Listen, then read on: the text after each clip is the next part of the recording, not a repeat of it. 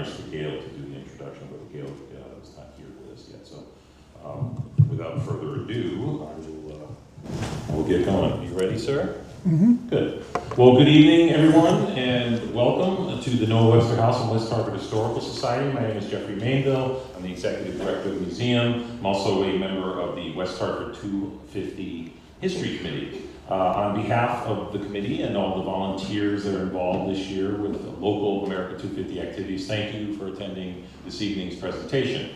America 250 is a nonpartisan initiative working to engage every American in commemorating 250th anniversary of our country, which is fast approaching on July 4th, 2026. The West Hartford 250 Committee and the Noah Webster House are proud to present this lecture series, as well as a host of events across West Hartford to commemorate this initiative. Please visit westhartfordct.gov and search America 250 for a full calendar of events in 2026. Tonight's program was made possible by our lecture series sponsors, including Eversource Energy and our good friends at the Rotary Club of West Hartford. Tonight's presenter is Dr. Booker DeVaughn.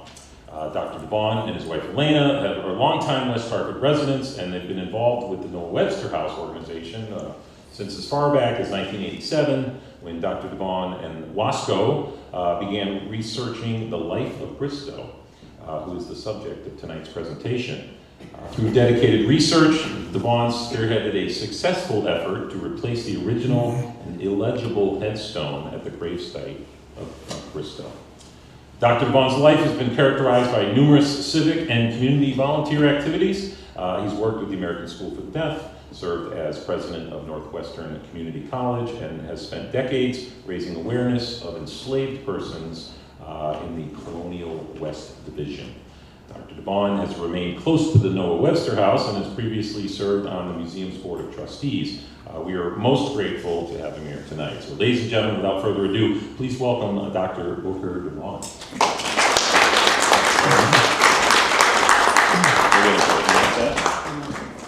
Thank you, Jeff.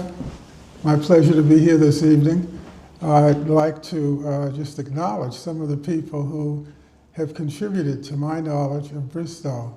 So it's, I guess in sports they talk about individual or group activity. Well, this is more a group than individual, because a lot of the people, a lot of what I know about Bristow, I learned through or jointly did some research. And I'd like to mention the name Sheila Daly, who's here at the Noah Webster House. Her official title, I think, is Coordinator and Director of Special Programs. Elena DeVaughn, who is my spouse and has a high level of interest in Bristow. And Chris Dobbs, who's the former executive director here, who was so interested that he launched an effort to create a Bristow exhibit here at Noah Webster House. Mary Donahue, who is our current town historian, but previous to that, she was the director for the West Hartford Historic Commission, and then the State of Connecticut Historic Commission. And she led the effort to have Bristow's grave site listed in the, not only with the National Register of Historic Places, but also the Connecticut Freedom Trail. So if you go by the cemetery, there's a marker there designating the head site as part of the Connecticut Freedom Trail. Reverend Lee Ellenwood at First Church. He's an ordained minister, but his job at First Church was to, he was director of the library. First Church has its own library, and in addition to contemporary books that deal with religious matters, they have archives there going back to the founding of the church. And he was so excited that we were interested. The afternoon that Elaine and I went by there, and he pulled out all of these volumes and started looking. So, you're just, anyway, I don't want to take too much time on individuals here. Elizabeth Spencer was a graduate student at, I believe, St. Joseph's, working on a master's degree, and she did a project that involved, a Bristol research project involving Bristow. Sally Whipple, she's the person who introduced me to Bristow, and I still have contact with her. She was here at the Webster House as the Education and Program Director. Dr. Tracy Wilson, the late Dr. Tracy Wilson, whom you probably remember is our town historian, and she worked very closely with Elizabeth Devine and Denise DeMillo as they developed a program called Witness Stones, and then they changed the name to Hidden History. So they made tremendous contributions to the information about Bristow. And Vivian Zoe was executive director back in the 1980s, and she supported the idea of doing more research on Bristow and encouraged Elizabeth Spencer to do some research on this particular individual. And I'd just like to say that the West Hartford Historic Society, since the mid to late 80s when I was involved, was very much concerned about and interested in this man Bristow, as well as other African Americans here in town. So to me, it's like an early example of diversity of one of our organizations. Bristow's name is spelled three or four different ways, and I'll mention something about that a little bit later.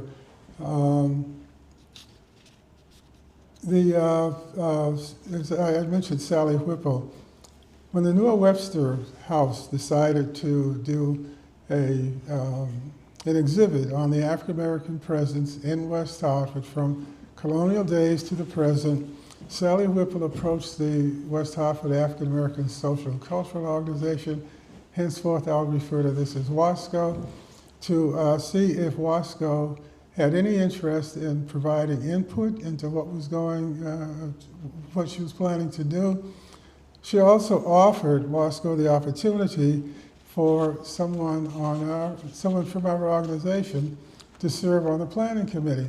I had an interest in African Americans in colonial New England for some time. I don't know where it came from, but I've had this for some time. I think it may have something to do with the fact that it was a group of people who had been marginalized, and I wanted to find out more about them and spread this information. So I agreed to join the committee, and I had read two books that influenced me. One was The Negro in Colonial New England, 1620 to 1776, by Lorenzo Green. I'll just add that I didn't know that Lorenzo Green was a native Connecticut person until last month when I got the publication Connecticut Explored magazine, and there was an article about him there. His book was this was from his, he did a doctoral dissertation at Columbia University, and his book still stands as the standard for learning about the Negro in colonial New England. The other book I had read that influenced me was the Benjamin Quarles book, and the title of that was the Negro and the Making of America. And I think if we have a slide there which shows that shows the number of what was referred to at that time as Negroes versus the white population, and there's an arrow that points down to Hartford, where you can read that for yourself. Excuse me, it's a very small percentage of the population. Along the way, I became interested in knowing more about Connecticut slavery and when it ended and when it started, that kind of a thing.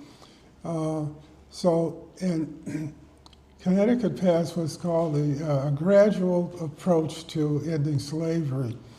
In 1784, the legislature passed what's called the Gradual Abolition Act. And this act stated that children born to enslaved mothers after March 1st, 1784, would be free at the age of 25 for men and 21 for women. So we see that slavery it's here during this time, but it's going to come to an end. There's one person whose name gets mentioned, Nancy Toney. She died let me just make sure I have the date here. Anyway, she's considered to be the last slave person in the state of Connecticut. And technically, she was free since 1830. So if we look at the census, the first United States census, 1790, showed that there were 2,764 enslaved people out of a population of about 1%. So the African Americans, the Negroes, persons of color, are a small percentage of people in the total population. Well, we had our first meeting of this committee to put together this exhibit right here at the Noah Webster House. When I attended that committee meeting, one of the first questions I raised was, how far can we go back and document that there were persons of color living here? In those days, we said Negroes were living here in the state of Connecticut. And Sally Whipple related to me that there was one person, and that this person was extremely well documented. She'd seen nothing like it before. Now, why was this? What were some of these things that made him unique? She started out by saying that he left a will, which was extremely rare for a person of his status. His headstone is the only headstone of a black person that we know of that was in they call it the Old Center Burying Yard, and that's on North Main Street, just north of the center of town. And she also mentioned that there were records in the first church that listed him as a member. There were some things that all of us learned later on about him. One of the things we learned later on about Bristow was that, I should go back and say that Bristow purchased his freedom, and that's extremely significant. There were provisions in New England, especially, versus the population in the South, for the enslaved to purchase or somehow be able to manumit themselves. So Bristow's certificate of manumission is actually in the Connecticut State Library. And I had a chance to look at that, and we'll show you a slide where that's the case. Sally Whipple said that I said, I'd like to see this headstone. So we made provisions, made arrangements to go over to the cemetery. She said it's going to be very hard to see it because it's pretty much eroded. But we know what the inscription originally read because the Historic Society of West Hartford, here at Noah Webster House, had a little booklet where all the headstone inscriptions had been recorded. I think this, I don't want to get off the track, I think this went back to the WPA when there were projects that the government paid people to do that probably never would have been done otherwise. So there was some money available, so people got paid to do things like write down the inscriptions of headstones. And Noah Webster House has there's a little booklet that has all of that information. So this is what she said. She said, we'll go over to the cemetery, but I need to warn you that we won't be able to see it very clearly. And she said, and I remember this clearly, she said, the best time to see it is when the sun is setting after a snowstorm, after a light snow because of the reflection. And if you look over by what was that time, the YWCA building, there's an office building there now, she said you'll be able to get some of the inscription that's on the headstone. So we went over, and she was exactly correct. It was difficult to see it. what bothered me was that looking at the headstone, was aware that she made us aware that it was the only African Americans with a headstone in the cemetery. And I said, that's just awful. The only headstone of an African American here in the town's oldest cemetery is in such condition, you can't even read it. And if you don't know that when you're here at Webster House, you can get this little booklet, you won't know that it's there. So I said to myself, I'll commit myself for doing something about this. I had no idea what that would be, but I kept that in the back of my mind. So we have well, you can see on the screen what I was on your left. What I was looking at was just, you can see the word Bristow there, perhaps, maybe when you're really close to it. And then there's the African American organization replaced the headstone, and I'll talk about that a little bit more. It's some of the documents that were available and continue to make themselves known. Bristow's, you see the headstone there. I mentioned a manumission certificate, which is housed in the Connecticut Historic Society. And that's what you see on the right is what I saw initially. Had a difficult time trying to read it. The people at the Historic Society assisted. Now that has been translated, so you can tell, you can take a couple of seconds to just scan over what his manumission certificate reads. What's significant about it is that Bristow paid £60 for his freedom. I don't know the buying power of £60 in 1775, but it was significant. Probably somewhere, I'll come back to that because it is an estimate of what it may have been at that time. A copy of his last will and testament is at the Connecticut State Library, right across from the State Capitol building. Here again, unique for a person of his background to have this kind of documentation. The records from the First Congregational Church. What did I do? I skipped one? No, his will? Oh, okay.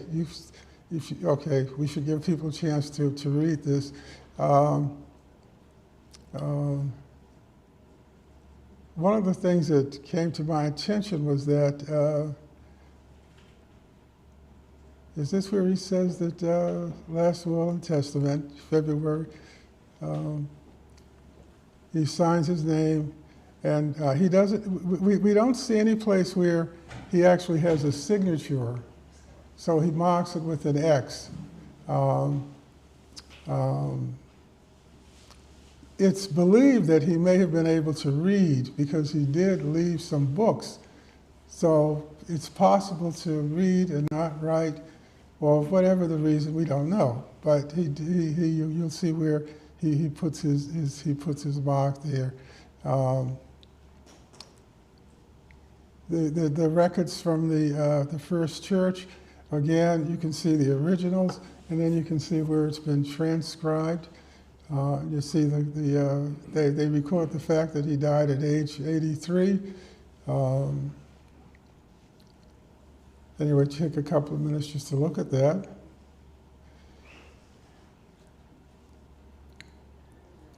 Oh, okay, all right.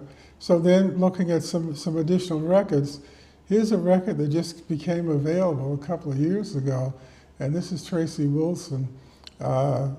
This is the French and Indian War records. And when Tracy Wilson notified, she said she had a listserv that she sends to people. I said, French and Indian War? I had to quickly think about what that was all about. And it was the British and the French had gone to war over territory of the United States, in the southern area, as well as some in the northern area up by the Canadian border. And Tracy Wilson found documents over in the Farmington Historical Society, which documents the Bristow and the war. The other person there who's documented is Amber, a Connecticut, West Hartford person. And these names, if they have not been already done, if it hasn't been done, their names are going to be inscribed on the monument, the memorial to veterans from the United States who were from West Hartford. So, what we have, French and Indian War. If we look further,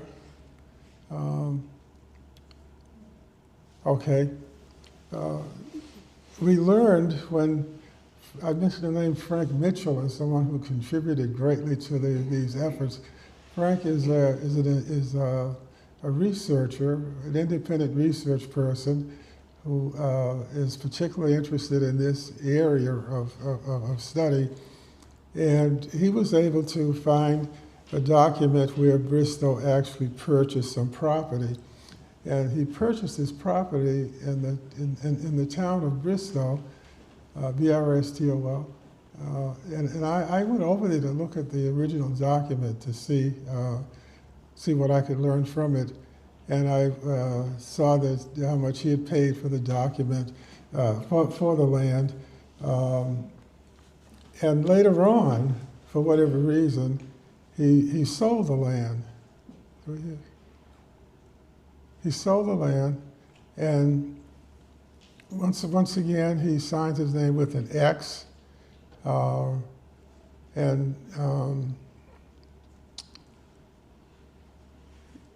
looked and noticed that the difference between the selling price and the purchase price is different, and it seems to me it seems significantly different, so he lost money. Once again, we have no idea why this happened. I was trying to find out something about the land next to his land. I have no skills at all in doing title searches, but I just go through and ask the people who work there, how do you do this, that, and most people, they're happy because they're trying to find something about their line of work and what they do. But anyway, again, he makes his X. So that's some more information about him.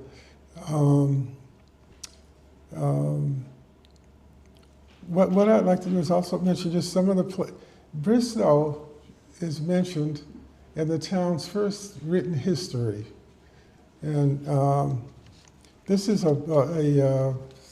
it was described by the person who, Vivian Zoe, went to and Elizabeth Spencer went to the New York City Public Library. To the best of our knowledge, that's the only place where this, and they described it as a booklet. And it was published in 1848, and it's written by loving friends of West Hartford, early West Hartford individuals, and it's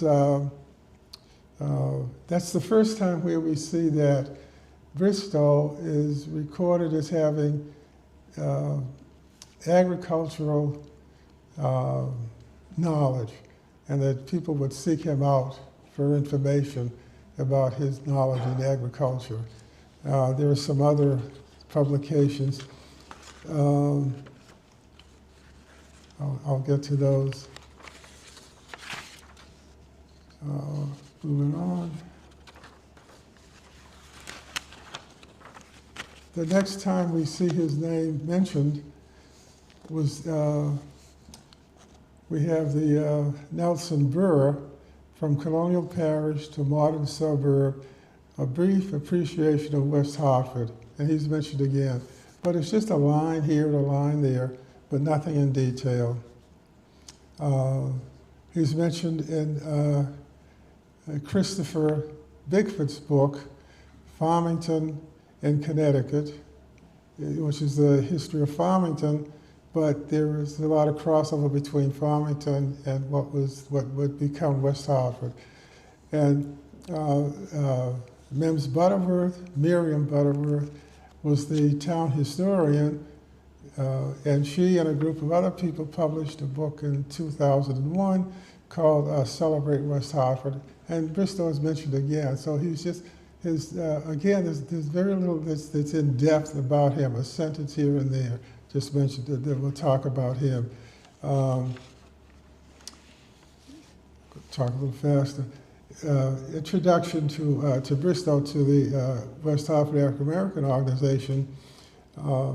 We had a meeting right here at Webster House, and I, with Sally Whipple and myself, talked about some of the people that we had learned about, and one of the ladies interrupted, and she said, quote, "servants, not slaves." So I stopped for a minute. She says, Connecticut people didn't have slaves, they had servants. And that gave me what some people would call like a teachable moment. We could talk about the differences between New England slavery and Southern slavery. And there are some differences. Plantation slavery is not the same as being in a small New England town where the work that one would do is different from being out in a, whether it's via tobacco or cotton or sugar cane. There are differences. However, I asked her if we could just agree to disagree and to say that slavery is slavery, and we could talk, I said we could talk about it. And I did find something that is worth mentioning.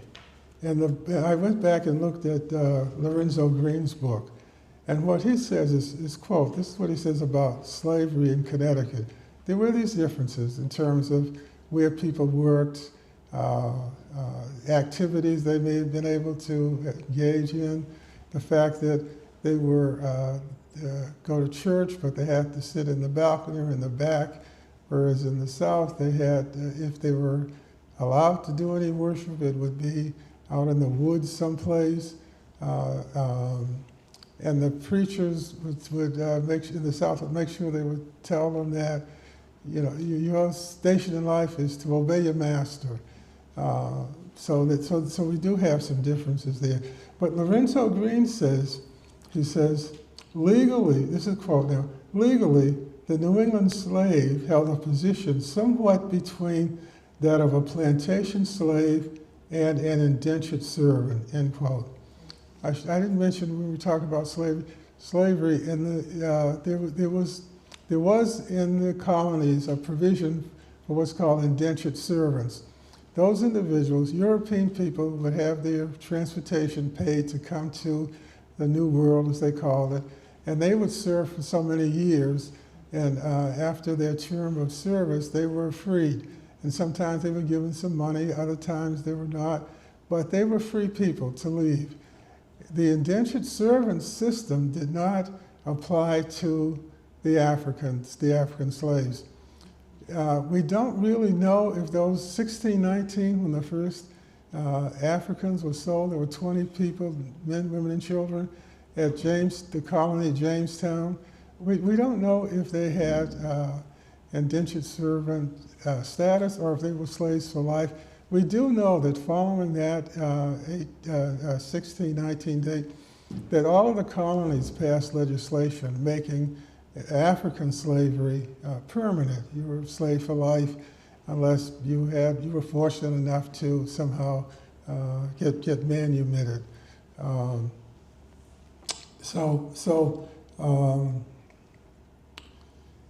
Lorenzo Green had said that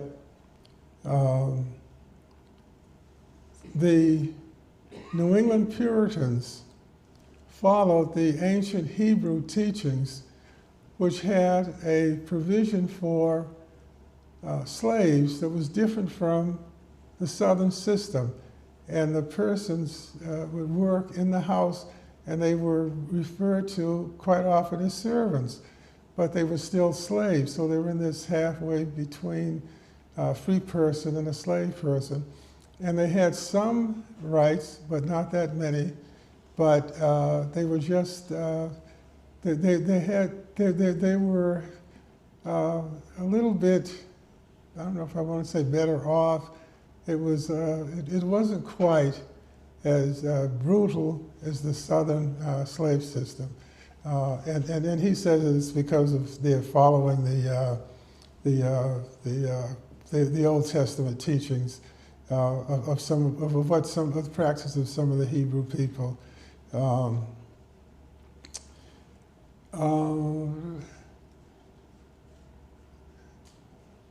Going on about what makes a person a slave, they had some of this you already know. They had very little. You weren't really a person, so you could be bought and sold, traded. You were just as if you might have been just a farm animal. This is one way to put it. I mentioned about the names. One of the persons, when we were giving the presentation about the persons that Sally Whipple and I had looked into, their names were often persons with no surname. So that's a big issue. Why not? Why not have a name? We saw such listings as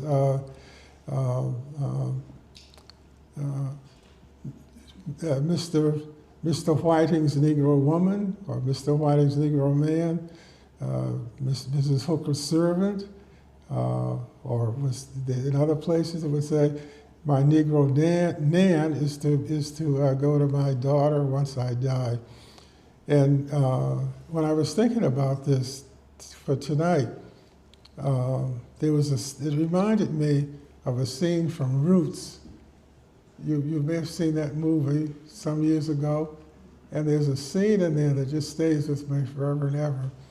There was one of the young slaves was told that his name was Toby, and he's going to protest this, and he's whipped for insisting that his name is not Toby, and it's very painful to watch it.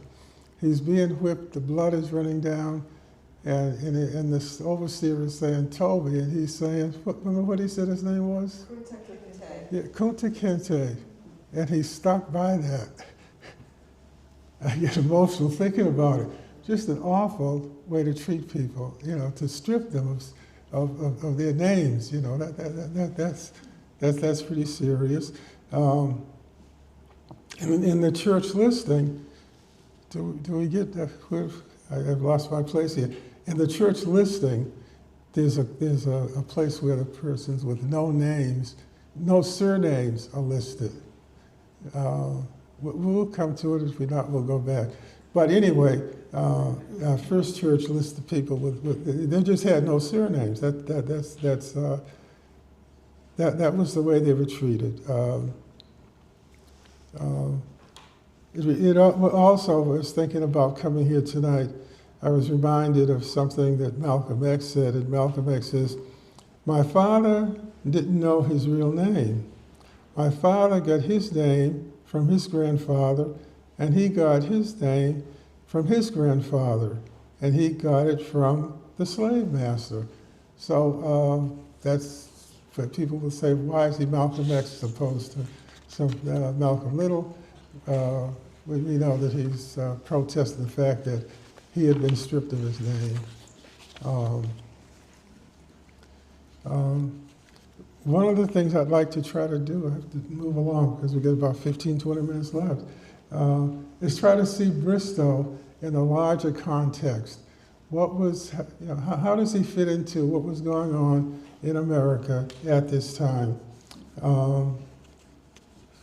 What was going on was that we were on the verge of the Revolutionary War, and people were talking about why America should break, the colonies should break away from Britain. And all I can say is that being a colony, you were treated, you received the worst possible treatment. Because remember, the purpose of the colony was to make the mother country rich. Just the term mother country suggests a whole lot. So if you were a colony, you were not happy with the way your mother country was treating you. So there was this sense that what we need to do is to break away, because we here we should have the freedom to do what we want to do, to handle our lives the way we'd like to run our lives. And the sentiments that were expressed about freedom among the colonies was inconsistent with the way the colonies were treating their slaves.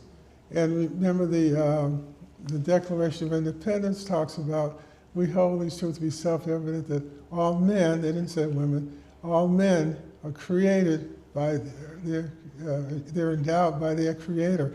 They're endowed by their Creator with certain unalienable rights. You can't take these away. They're unalienable. Among these, life, liberty, and pursuit of happiness.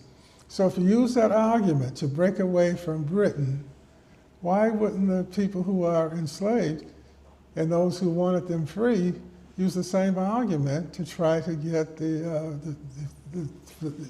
slaves to have their freedom?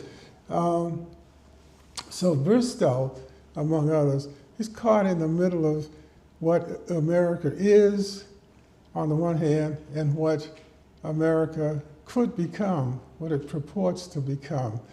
And the historian John Hope Franklin refers to these people as quasi-free Negroes. They were not fully citizens in most cases, and they had some rights but not all rights. So this philosophical thinking and discussions helped to propel the idea that the slaves, ought to be free. So we have the Declaration of Independence, the Constitution.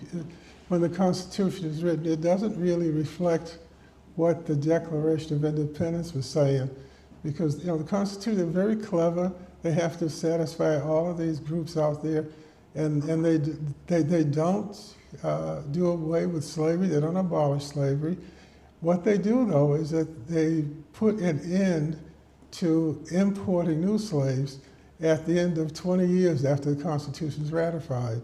So eventually we see we see movement to make this America what it says we are in some of the thinking, some of our textbooks.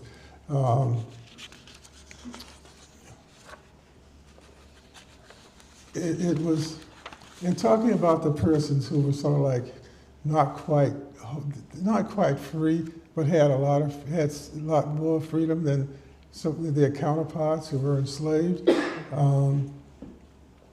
There were slave catchers who would go around and grab you off the street or whatever, and you would have to prove that that you were a free person. Some of you may have seen the movie 12 Years a Slave. Before it was made into a movie, it was a book where a person was taken away and sold into slavery, and eventually was able to get out of it. So there's something hanging over the heads of a person who is a so-called free Negro at this particular time. The fugitive slave law made it required anybody who suspected a person of being a runaway slave, you were to report this to the authorities, you were to get involved and send the person back to slavery. There's a quote I like by James Baldwin. He says, it applies to today, but it goes back to the time of enslavement. And he says, to be black in this country and to be relatively conscious is to be in a state of rage almost all the time, end quote. So there's this hanging over the heads of the people who were newly enslaved and trying to trying to make a life for themselves. One way to put it.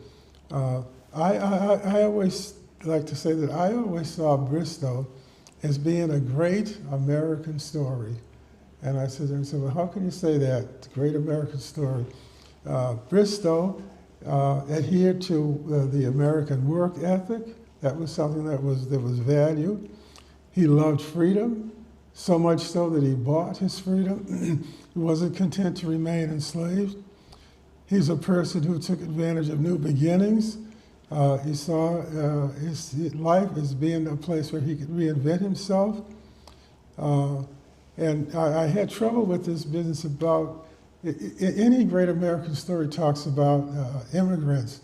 So he's not really an immigrant, but he was brought here from someplace else. So here in Webster's house, we ought to have a word for a person who's in that category. But he made use of the thinking of the people who were here in order to to elevate himself. Moving on, Malcolm X explains it this way: when you're not really someone who came here as an immigrant, you came here to help those who came as immigrants. And Malcolm X says, we did not land on Plymouth Rock. Plymouth Rock landed on us. So that just sort of sums up the thinking there. But again, Bristow's clever enough to make these things work for himself. Along the way of learning about Bristow, Mary Donahue and others were successful in getting the Freedom Trail to add Bristow's headstone to the Connecticut Freedom Trail. So that's what you see there in front of you there now. There was sufficient evidence to warrant the headstone to be placed on the Connecticut Freedom Trail.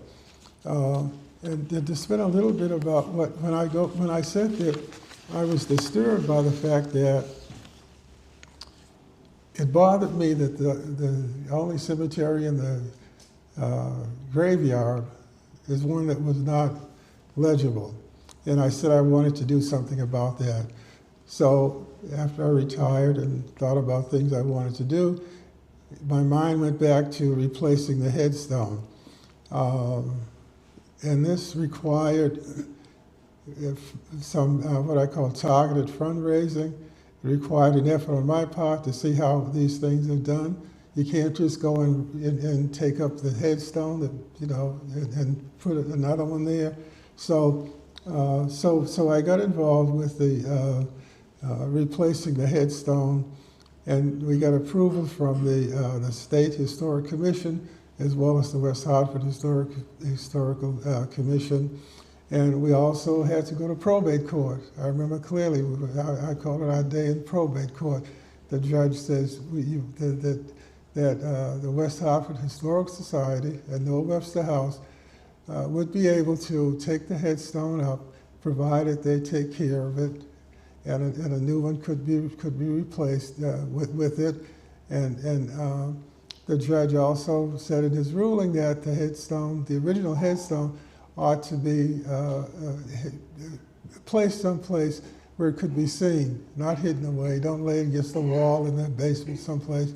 So the headstone was to be seen. So that was our day in court. The Noah Webster House was so excited about this project that Chris Dobbs, executive director at that time, thought that we should do an exhibit on the on Bristow's headstone. I need to go back and say the slide of the rededication of Bristow's headstone. We had a ceremony out here in the cemetery with notable persons talking. One of the things I remember very well was that the Reverend Lee Ellenwood, the man who was as I said, he's an ordained minister, but he's a librarian for First Church. He just grabbed my attention when he said, Bristow is not the only person who was an enslaved man or woman out here in the cemetery. He has a headstone. There's 6 or 8 other people don't. And it was just moving to hear him read those names and say that they're here someplace, I'm sure. This is where they would have been buried because they're church members, unless they went someplace else later on. But that was very moving. We had the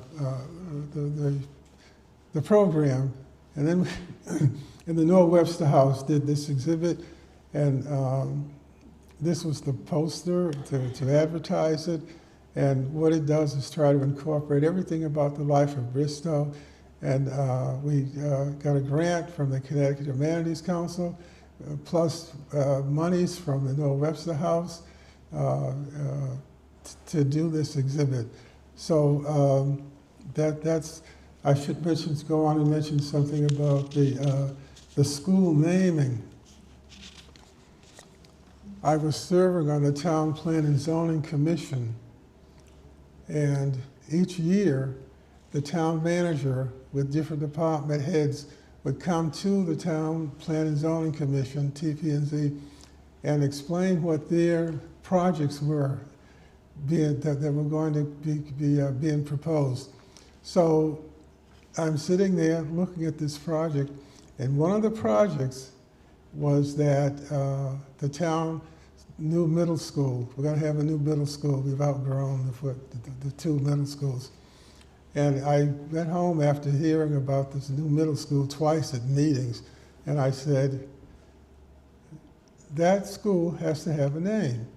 So I called to the Board of Education and talked to one of the deputy superintendents who said, well, we haven't decided yet. It might be named after the street because Sedgwick is the name for the street in King Philip. But anyway, so I decided to place the name of Bristow for the new school. And I got the African American organization to back this effort. And I won't go into some of the details about this. I will just say that there was a lot of activity. People now knew the name Bristow. It was all over the place, you know. It was on the town's calendar, the headstone. So, and with the exhibit that was done here at Webster House, and the Webster House was awarded the Wilbur Cross Award for this. That's an award by the Connecticut Humanities Council for outstanding programs that are done. And what they said was that the committee saw this as an introduction of new knowledge, and it was knowledge that was disseminated by having this exhibit.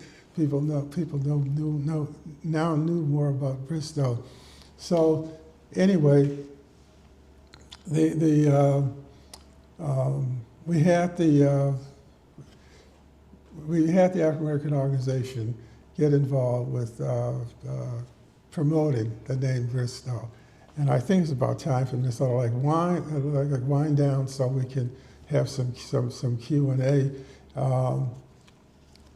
The board, there was a committee appointed by the town council to come forward with the new name for the middle school.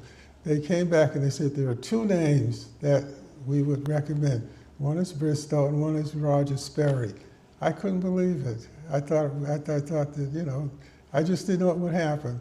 So I said, well, you get a 50% chance.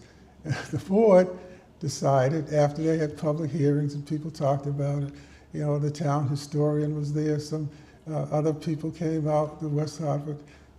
I spoke about it. The African American organization didn't speak as a person, didn't speak as a group, but spoke as individuals. So the Board of Education decided that the new school would be the Bristow Middle School.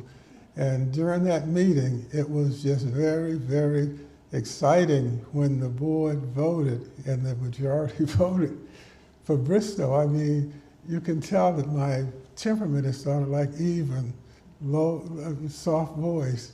Well, I jumped up, you know, and this was my sixth. And, you know, people commented about it, says, Booker, is that you up there? I was just so excited. I said, hallelujah, we got, you know, just carrying.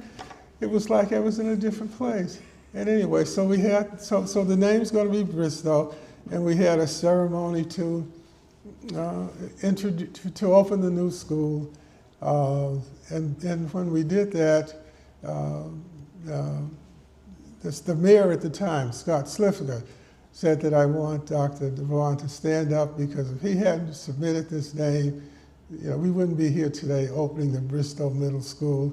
So he says he's back there. It's hard to miss him, but stand up, Booker, and raise your hand. So anyway, so I think I should stop and see if there are comments, questions, that kind of thing. Yes. So I remember all the discussion at the Board of Education, 20 years ago or so for the name. And I thought there was some conversation around how the name should be spelled. And it didn't occur to me until you showed the original documents where he spelled, or at least he signed the documents, X with the name Bristow without the W.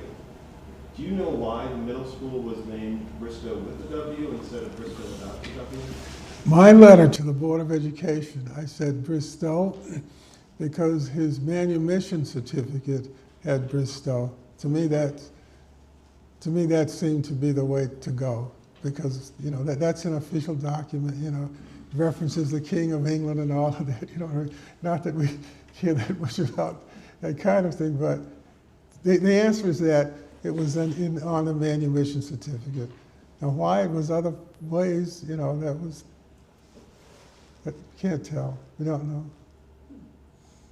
Yes. So, it got me to thinking, what was different about him that allowed him to purchase this freedom? Why didn't others do the same?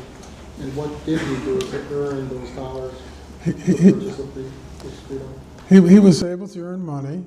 He wasn't the only one. There's a book called 5 Black Lives, and it's the narratives of 5 enslaved people in Connecticut who managed to become free. 5 Black Lives. It's on display over at the Facts of Blanche Library, as a matter of fact. There were opportunities to purchase one's freedom, in New England especially. Sometimes they change the goalpost, is that what you call it? When they say you have to do this, but then they would change it and say you have to do something else. So Bristow, that's why I say this is a great American story. New England enslaved people could do some work outside of what they normally would do, and they could actually save some money. So, and the other thing about Bristow is that in the French and Indian War, he did get paid. There's a technicality. We don't know how much he was able to keep for himself versus how much went to Hooker, who's owner. We don't know. But he was able to amass some money to get his freedom. And he wasn't the only one. There were some others too that were able to purchase freedom. Others just ran away. So that was the way that people got their freedom. One day in the library, in the Connecticut Historical Society, I was at one place doing some work, Elena was at another place doing some things, and she's going like this to me, and I said, well, there must be something. So I go, and she said, would you look at this? She was looking at the runaway slave ads that appeared in the Connecticut, before it was the Current, it was something else, Connecticut, whatever. And it was just amazing that the number of people who ran away. That's how you just run away. Crispus Attucks did that up in Massachusetts, the Boston Massacre person. So I don't want to just, some other person want comments or, one of the things, yes. What do you think about the relationship you might have had, like the friendship you might have had with the Hooker family? I think, did he leave in the will, did he leave his property to the children of Whitman Hooker?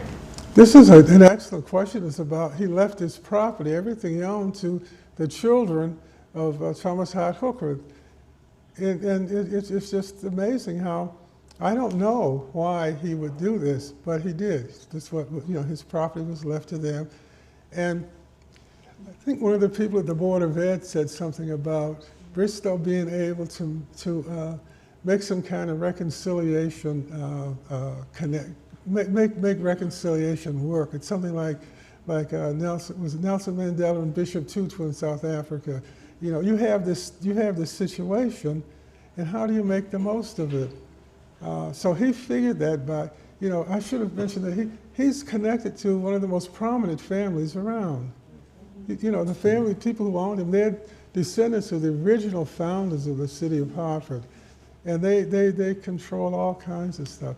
The answer is that, you know, maybe he thought that this was the way to get to make sure that his things were taken care of. He didn't have, there's no indication that he ever had family of his own. So who's the best, you know, who's best, you know? When Noah Webster House put on a workshop for the teachers who were going to be at Bristow, the person who was going to be the principal, I wrote her name down, Dr. Jean Cappy. Can you help me with this, her name? But anyway, when she spoke, I'll have to go find it here. When she spoke, she talked about adversity. She said, everybody faces adversity. She said, this is an example of someone who did something about the adversity which he faced. And she thought that that was a good lesson that the children had, you know, she was the inaugural principal there. That was a good lesson for the children to have for themselves. So there are a lot of things we don't know about it, but that's an excellent question, you know, why, you know, and why did he keep a connection with these people who had enslaved him? I want to get as far away as I could, yes. You say that he's had that in Farmington and he was noted because people went and consulted him about agricultural practices. What did he grow on the farm? Why were people consulting him? What did he grow that was so great? We don't have any information on that. Okay. One of the things that's quite interesting, though, is that I became interested in the Amistad captives. Went to the Connecticut Historical Society and says, what do you guys have on the Amistad people? It blew my mind. Someone interviewed the Amistad captives when they were in Farmington because they had to have, the abolition had to raise money to send them back to Africa. So you can, when they were interviewed there, can you still hear me? When they were interviewed, thank you. This was just the light. Okay. When they were interviewed, and they told the interviewer, you know, what they had done in Africa. And some of them were farmers. They said they worked on a rice farm. Well, we know that some of the plantations looked for people in Africa who had particular skills. So you would say, you know, we have 150 Negroes who were rice farmers. Somebody in South Carolina are going to, you know, would be more interested in them than other people. So, you know, we think of the enslaved Africans as, I mean, what were they doing in Africa? Some of them were farmers, some of them were hunters. They did other things, you know. So, still, you know, it's intriguing because you continue to want to know more and more and more about this person.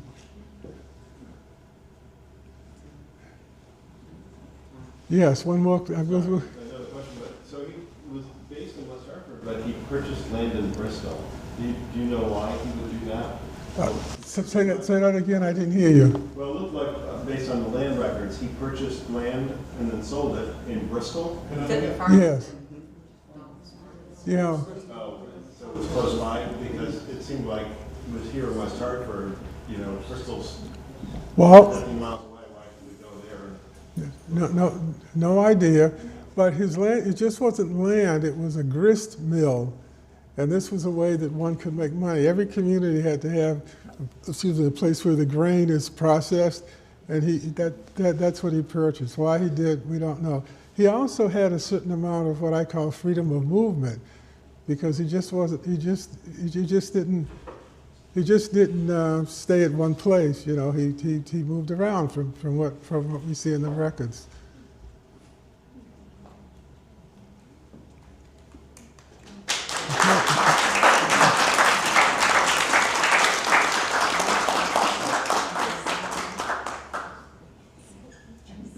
I just want to thank Alex here for all his help.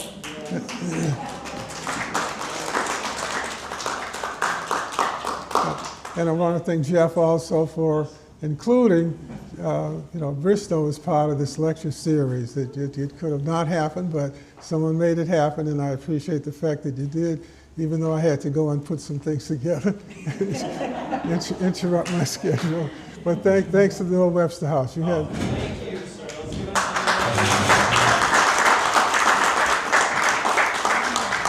Are you going to have an Amistad lecture this one? Excuse me?